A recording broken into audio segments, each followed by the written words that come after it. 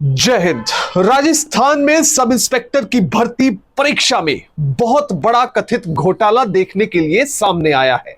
SOG यानी special operation group ने अब तक 15 ट्रेनी सब इंस्पेक्टरों को गिरफ्तार कर लिया है, उनसे पूछताछ की जा रही है। एसओजी का कथित तौर पर रिपोर्टेड फैक्ट्स के मुताबिक दावा है कि ये 15 ट्रेनी सब इंस्पेक्टर जो भर्ती हुए हैं, ये नकल मारकर यानी कि गलत माध्यमों का इस्तेमाल करके भर्ती हुए हैं। इसके अलावा 35 लोग और ऐसे हैं जिन पर पूरा शक है और उन्हें आरोपी भी बनाया गया है। वो भी सब इंस्पेक्टर बन चुके हैं और उन्हें जांच के दायरे में लाया जा रहा है। इसके अलावा भी बाकी और लोग कई ऐसे हैं जिन पर शक है, जिनके दस्तावेज भी चेक होंगे और उनके क्रेडेंशियल भी चेक होंगे और इसके साथ ही ये चेक किया जाएगा पूछताछ में और इसके साथ ही क्रॉस क्वेश्चनिंग में कि क्या वो सही मायने में ईमानदारी से सब इंस्पेक्टर बने हैं या फिर उन्होंने भी किसी तरह का कोई फर्जीवाड़ा किया है।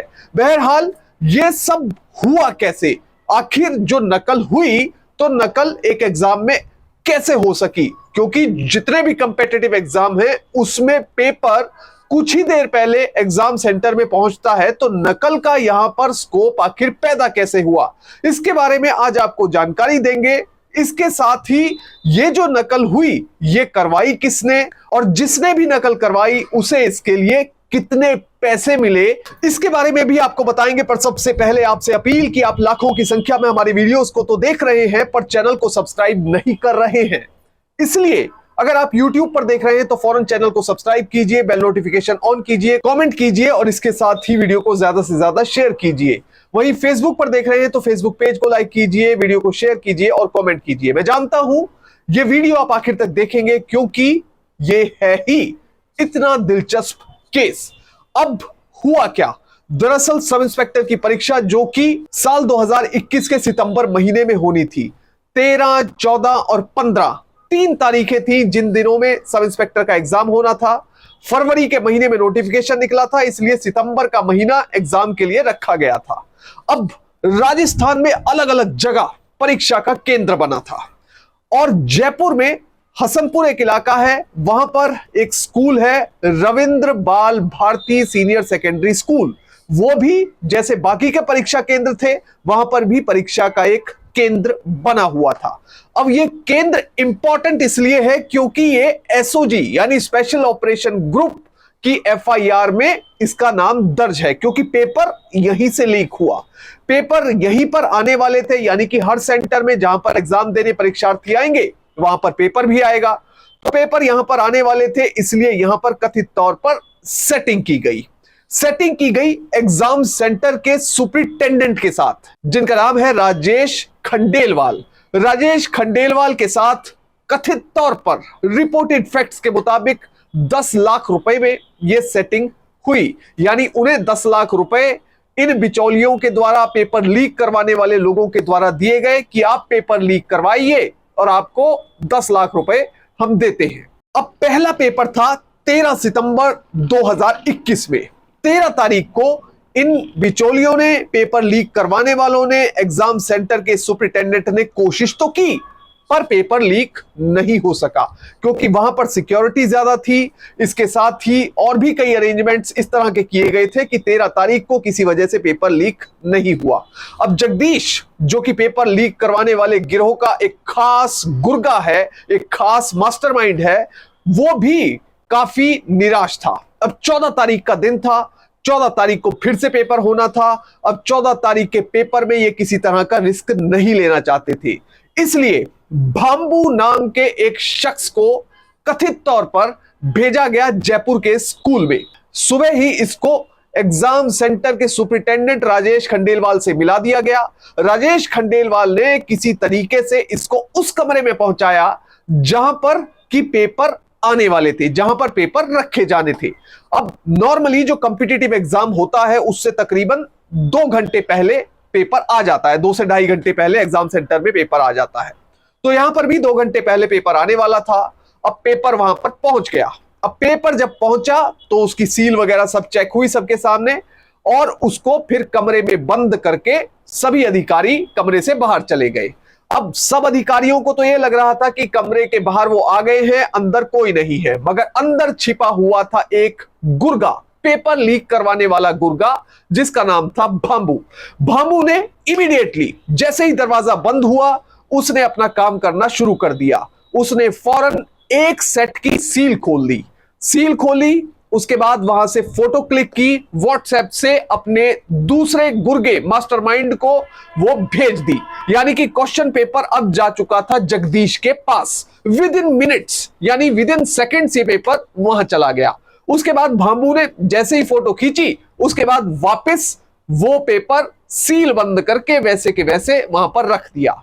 उसके बाद वो फिर से उस कमरे में छिप गया। तकरीबन 1 से 1.5 घंटे बाद और अधिकारी आए, सभी के सामने फिर से पेपर खोले गए और परीक्षार्थियों में बांट दिए गए। जो भी अभ्यर्थी वहां पर आए थे उनको पेपर बांटे, एग्जाम हुआ और किसी को कानो कान खबर भी नहीं हुई। अब आप देखिए, एग्जाम से 2 घंटे पहले भांबू ने कथित तौर पर यह पेपर भेज दिया जगदीश को।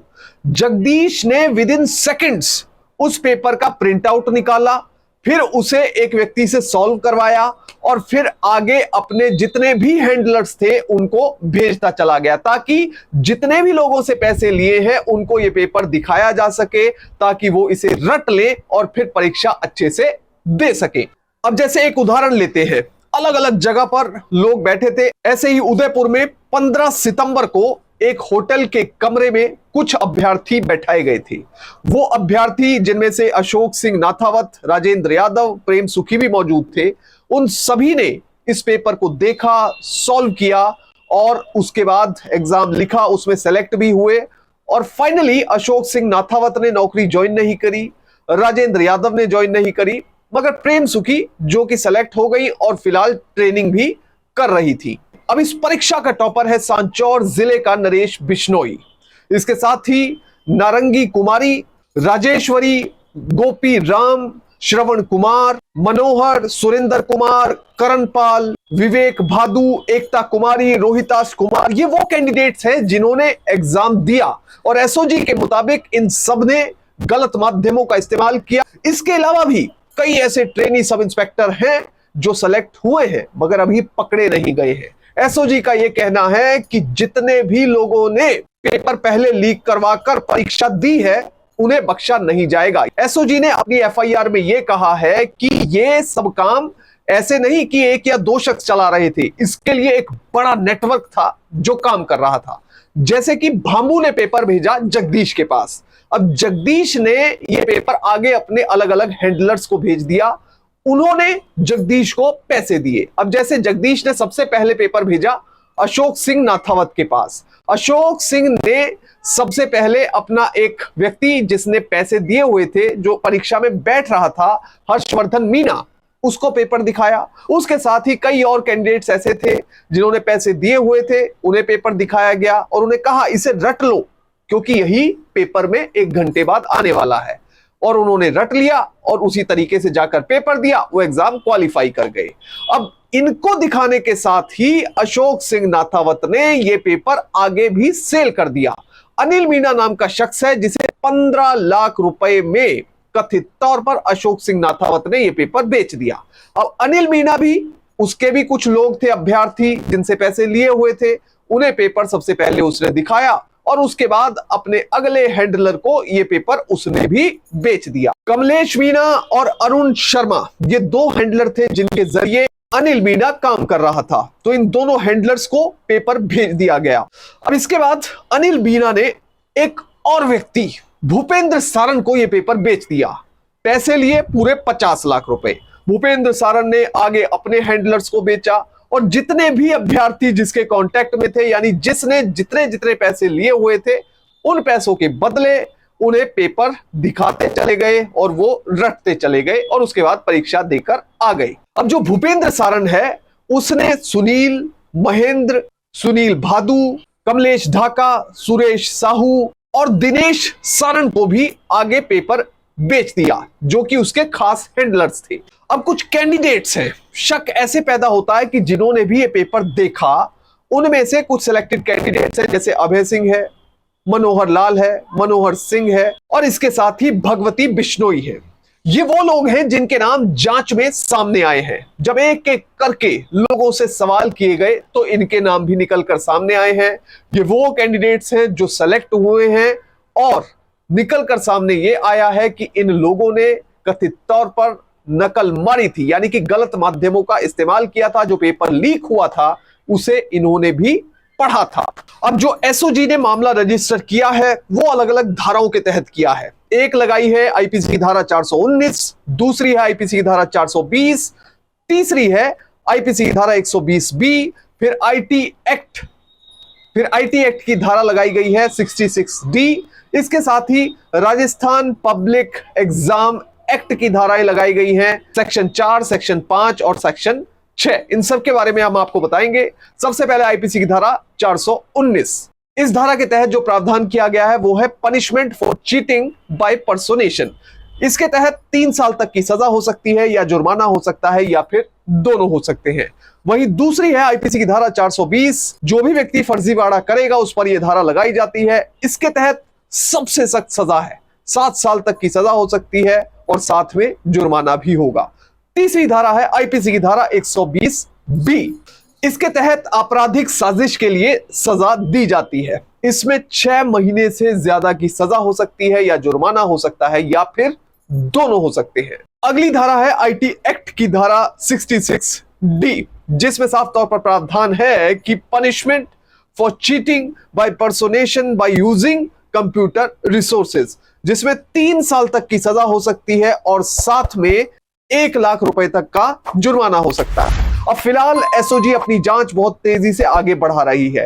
एक राजस्थान का डीएसपी, उसका लड़का भी इसमें शामिल है जिसको एसओजी ने गिरफ्तार किया हुआ है, उससे पूछताछ की जा रही है। इसके साथ ही जो टॉपर है, सबसे बड़ा शक तो टॉपर पर ही है, क्योंकि टॉपर जो लड़का है उससे यह भी जवाब नहीं दिया गया कि राजस्थान में जिले कितने हैं। और भी कई छोटे छोटे सवाल किए गए, उनके जवाब वो नहीं दे पाया, जबकि उसने सब इंस्पेक्टर की परीक्षा को टॉप किया है।